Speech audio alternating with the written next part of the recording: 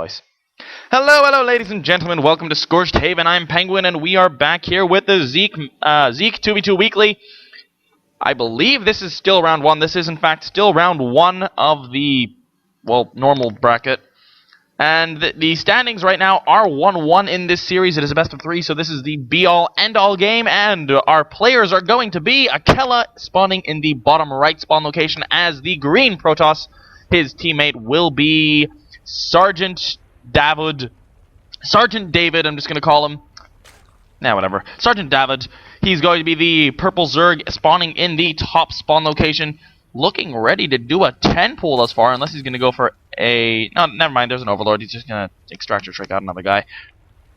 Oh, it's round 2. I'm wrong. It's round 2, everyone. Anyway, this is going to be Snuduls spawning in the top left spawn location. He's going to be the blue Terran. He will be opposing our fellows on the right, and his teammate's going to be Snaris.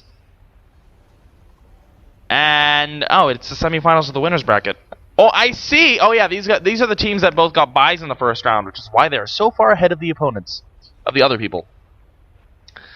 So, we're going to be seeing a gateway being thrown down over here by Akela. Pool just going down for his teammate David as well. Scout's going to be moving on in for Snaris. Going to be seeing everything that's going on. Ooh, Snoodles almost lost an SCV there. Almost a little bit careless. It's going to be a gas going down for Akela. And, ooh, he's going to be trying to fight off the probe. Nice little probe micro, though. He's not going to lose any permanent health, only losing shields. Probe's Imba. Probe's not really Imba. In a 1-to-1 fight, they lose to everything. Unless you micro them. Anyway, going to continue on getting those probies. Gateway at the front for him. Obviously, the better option, considering that he is going up against a Zerg. You don't want to lose to any early rush tactics. Snoodles is going to be building his barracks back here, though he is going to be walling up his mineral line, kind of, sort of. But, yeah, any sort of 6-pool aggression, that wouldn't have been nice to try to go against, because, well, there's nothing to block it. Anyway, though, it is no 6-pool. It is actually a 14-pool, and speed. Get speed. Oh, no, he's going for a Roach Warren. Okay. Roach Warren going down for our Zerg player here. Second gas going to be coming down for Akela, so he's probably not going to be going for a 4-gate, 1-gate Robo. Very, very early robotics facility coming down for the Protoss player. Well, the green Protoss player, rather. And everything's going very, very standardly over here. A little bit of interesting SimCity wall-off tactics there. Going to be starting to chrono out the warp gate. And this wall-off has been completed. There is a bunker there. This ramp is incredibly thin. You only need 2 buildings to wall that off. Much, much thinner than is the norm. Second barracks is on the way up, as well as a tech lab on the first one. And I'm very, very interested to see what Akela starts to do with this. He's going to be chronoing out the Stalker. There's a sentry queued up to come out right after it, so he's getting that sentry up. The sentry is very, very important, especially if you're getting a robo this early. You want to be able to force field the ramp. You want to be able to keep your opponents out of your base until you have a reasonable number of troops. Sergeant David is going to be getting 6 roaches that have just spawned. Going to be walking their way over to the ramp. And it looks like they're going to be gearing up for some sort of one-base push. Simply because he's taking so long and taking a natural. He's not getting a natural anytime soon. He's actually moving out on his own. I'm not sure I like this. It's a team game. Team game, David. Second gateway's on the way up for Akela. Now what's he going to do with this? I would love to see some Warp Prism play. Come on. Come on, Akela. Warp Prism. Anyway, David is going to be moving in with his 6 roaches. And they may be able to do a significant amount of damage, actually, given just how few units there are for the opponent. That bunker is going to be up there, and the bunker is not going to be easy for those roaches to take out. He needs to attack the Protoss. But, of course, the Protoss can force field, but he gets killed. The sentry is killed before he can launch off a force field. Not a good position for the Protoss player to be in at this point at all.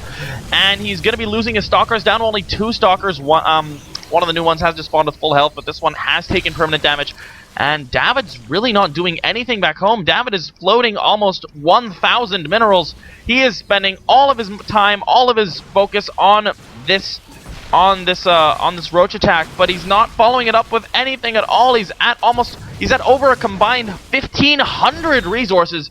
Davud is not in a good position at this point at all. Snaris himself has saved up a little trust fund of his own, going to be up to about 500.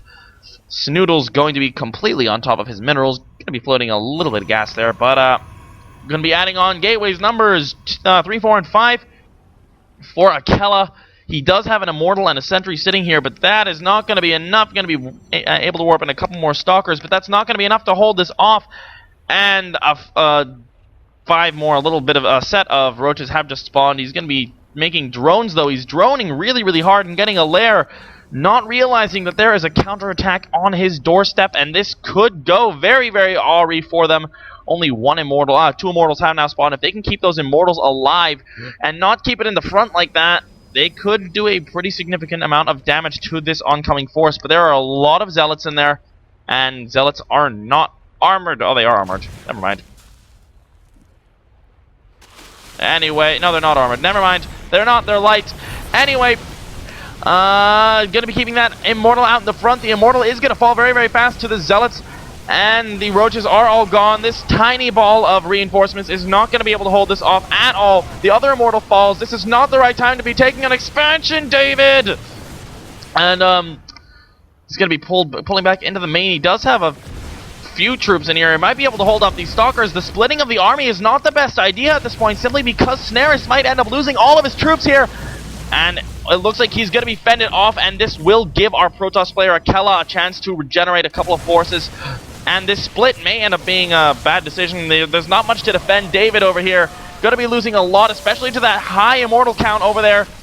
And not going to be pulling his drones anytime soon. He's going to be running them away, and a surround of drones could deal with that pretty fast. But Akela is going to be coming in. Nice micro, trying to save him. But the concussive shells on the Marauders is going to make sure that he is killed very, very easily. And all of a sudden, Akela is gone, and that is going to be a very, very horrible position for the defending players to be in. 5 more Roaches do spawn. Going to be putting down a Spine Crawler, but they take about 27,000 years to build, and we don't have that much time. David is going to die!